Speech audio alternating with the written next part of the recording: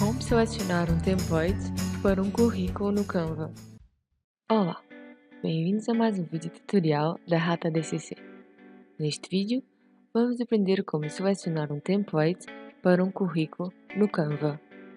Já com o Canva aberto e a sessão iniciada, em primeiro lugar, no campo de pesquisa escrevemos currículo e depois clicamos na opção que se segue com o botão esquerdo do rato.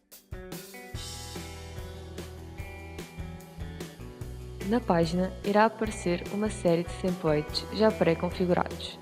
Na barra de deslocamento vertical, arrastamos para baixo para visualizar os vários tipos de templates.